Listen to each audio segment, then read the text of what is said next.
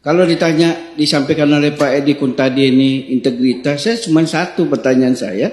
Tadi juga di Kompas TV belum tuntas kami diskusi. Pertanyaan saya sederhana, apa prestasi Ganjar? Tolong sebutkan sama saya prestasi Ganjar sehingga layak kita dukung jadi presiden selain jago main di medsos.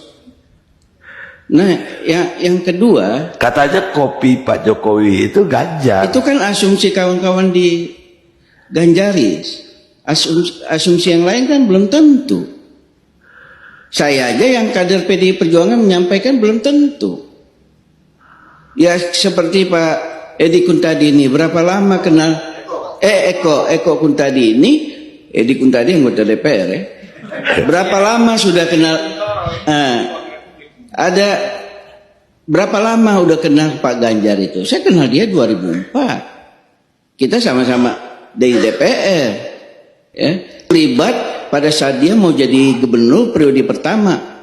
Saya tiap hari Jumat diperintahkan Pak Taufik Kemas dan Mbak Puan ke Semarang. Tugas saya apa? Sebagai anggota Komisi 3 saya menjaga netralitas Polri karena lawannya Polri. Dan pada saat itu Ganjar juga surveinya 2% 4% kok. Kita berani mencalonkan. Dan Ganjar juga uangnya nggak ada. Uangnya dari Mbak Puan, dari Pak Taufik Kemas. Itu fakta. Bahwa kemudian setelah itu apa yang dia lakukan kepada partai silakan cari. Kenapa saya sampaikan ke Melinti di PDI Perjuangan ini Pak Karni ada tradisi kalau kita mau jabatan sesuatu kita melakukan pendekatan kepada struktur partai dulu, bukan keluar.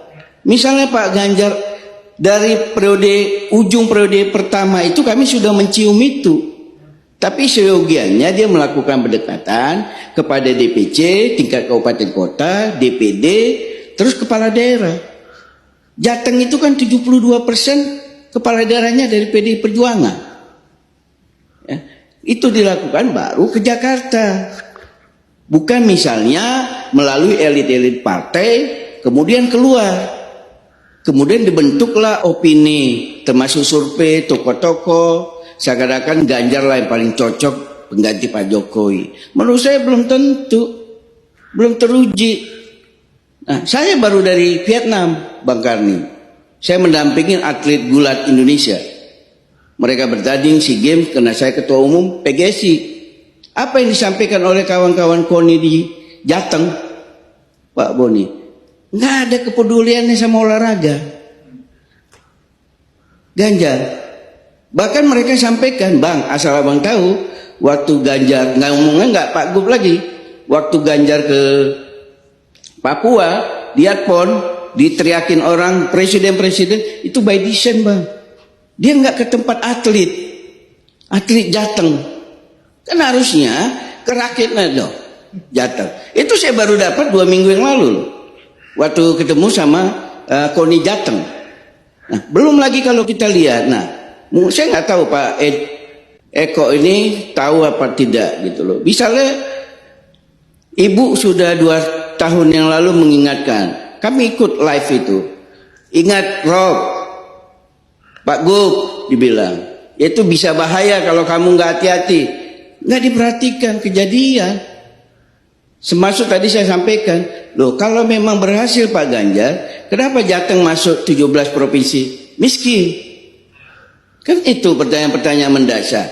Kemudian pertanyaan lain, kenapa Wadas nggak selesai?